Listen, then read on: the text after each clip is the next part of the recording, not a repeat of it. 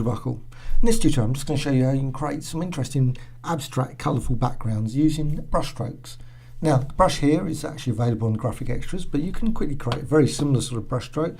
Just going to use the pen tool, and that's how I actually created it. I didn't actually create it in Photoshop, I created it in Infinity Designer, but just going to create using the pen tool just some extra points. And right, so I actually created that sort of jagged edge there design, and what I did then basically I just duplicated it, so I can just click OK, just duplicated it, Alt, and then obviously I just moved it around, just made a sort of jagged design. Right, once you've done that, and obviously you can build as much complexity as you want for this sort of brush stroke.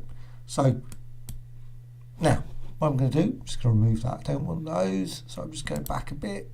Right, so I've got this design, I'm just going to quickly define it as a brush, so select it using the marquee tool, edit and define brush preset, click OK. Now, I'm going to go back right to the start, get rid of all that. Now, I'm going to use the channels palette first, so what I'm just going to do, I've got that brush, using it in black, and I'm just going to go to red channel. If you can't see the channels, it's window channels, and just going to add it, and I'm just get rid of that, it's in the way slightly, and move it over there. So just add it in different places. Now this is just going to be going into the red channel, and you can actually rotate it around, just get the brush, just go over there, rotate. Now once you've actually done that, you can actually go to the click there to go to the green channel. Now you notice there's nothing there, but what you're doing now is just, you can see you've actually just building up a sort of colourful mix of brushes, and I'm just going to randomly place them. Just now you can actually combine it obviously with effects, so I'm just going to go with blur, was a favourite of mine, Gaussian blur, and that's just in the green channel. So now go over to blue, and again you can add, now of course you can change the, don't have to go with black, you can actually go with grey and maybe white.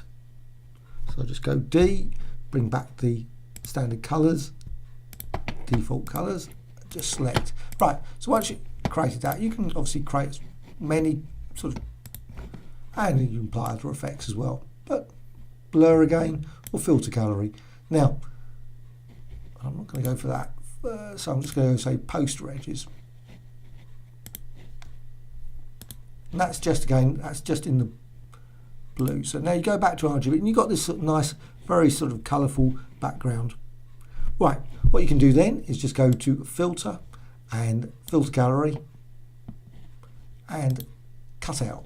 And that's really great for just creating some interesting, so you can of course vary it, you don't have to go with number of levels, you can change that, edge simplicity, and I like to actually do it first, just keep it basically the same sort of as it was, but just reduce down a bit. So now you've got, that's quite an interesting background before you start. But then of course, again, one of the things with Photoshop, with filters, apply them once, twice, 3 times. Sometimes you don't have to just apply it once, you can actually use it different settings to create combinations of really interesting sort of. If you just apply it once and it's just a standard effect, it doesn't always look that great.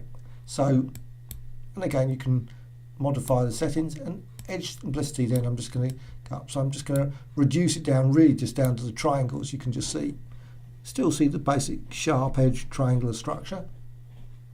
Click OK. And now once you've got that, you've actually got your lovely sort of colourful background. Of course now you can of course modify, you don't have to go with that. You've got various.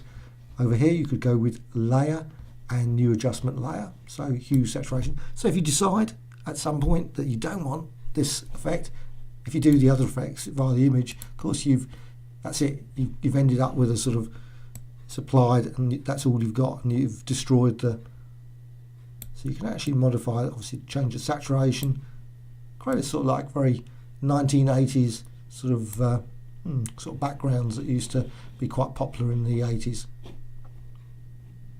Right, so you can just tweak the colour, obviously colourize the whole thing if you just wanted one very standard colour, and tweak it obviously with a nice pink background there.